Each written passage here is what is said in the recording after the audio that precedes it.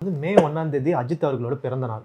வீரம் படம் ரீரிலீஸ்ன்றாங்க. இந்த ரீரிலீஸ்ன்ற கலாச்சாரம் வந்து இப்போ தமிழ் சினிமாவில் ரொம்ப அதிகமாகவே வந்துருச்சுன்னு சொல்லலாம். ரீரிலீஸுக்கு வந்து சச்சின் வந்துருந்துச்சு. சச்சின் நல்ல வரவேற்பும் கிடைச்சிருச்சு. இப்போ அடுத்து வீரம் வரப்போகுதுன்றாங்க. அதுக்கப்புறம் கேப்டன் பிரபாகரன் வரப்போகுதுன்றாங்க.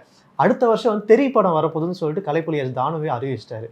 எப்படி பார்க்குறீங்க இந்த ரீரிலீஸ் கலாச்சாரம்? இல்லைங்க, நல்லது தாங்க. இந்த ரீரிலீஸ் கலாச்சாரம்ங்கிறது தயாரிப்பாளருக்கு ஏதோ ஒரு வகையில் பயன்படுது. ஓகே. இப்போ இந்த சச்சின் படத்தையே வந்து எப்படியும் ஒரு 2-3 கோடி ரூபா செலவு பண்ணியிருப்பாங்க. இந்த படத்தை டிஜிட்டல் ஆக்கிறது, பப்ளிசிட்டி, அது இதுன்னு சேர்த்து ஒரு 2-3 ரூபா ஆயிருக்கும். ஓகே.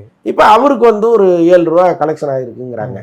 அப்போ என்னைக்கோ பொட்டியில் போட்ட ஒரு படத்தை தூக்கி இன்னைக்கு போடும்பொழுது இவ்வளோ பெரிய தொகை வருதுங்கிறது தயாரிப்பாளரை பொறுத்தளவுக்கு பெரிய விஷயம் தானே. அப்போ வீரம் படத்தை எடுத்த தயாரிப்பாளருக்கு ஒரு நல்ல காசு, அடுத்து தேரி. ஸோ இது மாதிரி ஏதோ ஒரு வகையில் இந்த சினிமாவில் முதலீடு செய்தவர்களுக்கு அது பாட்டை வந்துட்டே இருந்ததுன்னா நல்ல மகிழ்ச்சியான விஷயம் தானே. ஓகே.